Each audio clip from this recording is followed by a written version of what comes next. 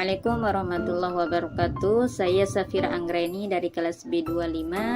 Kali ini saya akan mencoba untuk mereview atau menganalisis kurikulum, dan analisis ini bertujuan untuk memenuhi tugas kuliah atau tugas UTS pada mata kuliah pengembangan kurikulum.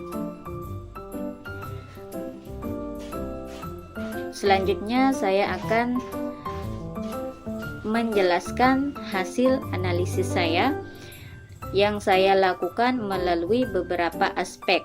Yang pertama, aspek relevansi, yang kedua koherensi, yang ketiga fleksibilitas, dan yang keempat efisiensi dan evaluasi. Untuk yang pertama, aspek relevansi dengan pertanyaan sejauh mana kurikulum sesuai dengan kebutuhan peserta didik dan pengembangan ilmu pengetahuan. Kurikulum di TK Dharma Wanita Tunas 2 Limpuileirung dirancang untuk memenuhi kebutuhan peserta didik sesuai dengan perkembangan ilmu pengetahuan dan teknologi. Hal ini terlihat dari penekanan pada profil pelajar Pancasila dan pendekatan merdeka belajar yang memberikan ruang bagi pengembangan karakter, kreativitas, dan potensi lokal peserta didik. Program seperti ini, proyek penguatan profil pelajar Pancasila (V5), sangat relevan dengan kebutuhan pembentukan karakter dan pemanfaatan lingkungan sekitar. Dan yang kedua, koherensi. Koherensi dengan pertanyaan, apakah komponen kurikulum saling terkait dan mendukung pencapaian tujuan pembelajaran. Komponen-komponen dalam kurikulum ini saling mendukung pencapaian tujuan pembelajaran. Ada keterkaitannya antara visi, misi, dan tujuan pendidikan yang diarahkan untuk membentuk pribadi yang unggul secara holistik.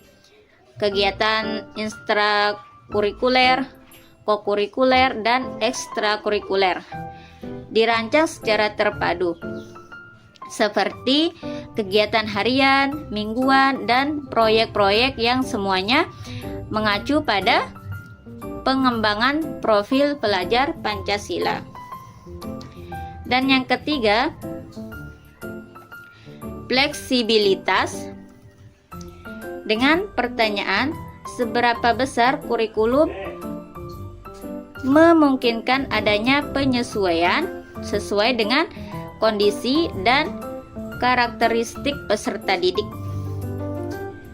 Kurikulum ini memberikan fleksibilitas untuk menyesuaikan program pendidikan dengan kebutuhan dan karakteristik peserta didik serta lingkungan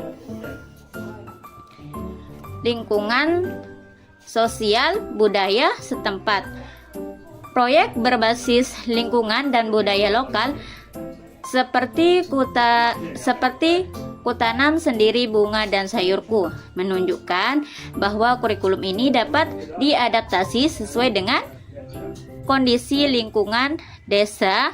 Namun, kurikulum ini masih berada pada tahap kesiapan awal sehingga proyek yang dilaksanakan bersifat sederhana.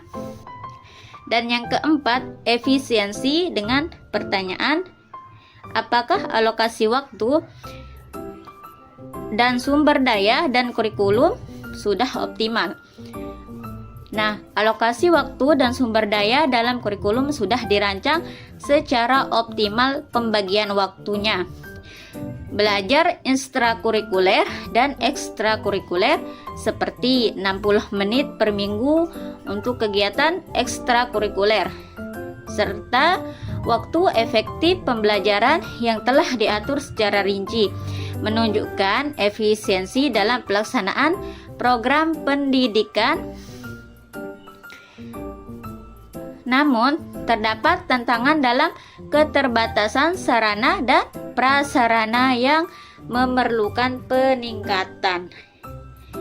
Dan yang kelima, evaluasi dengan pertanyaan, bagaimana mekanisme evaluasi yang digunakan untuk mengukur pencapaian pembelajaran.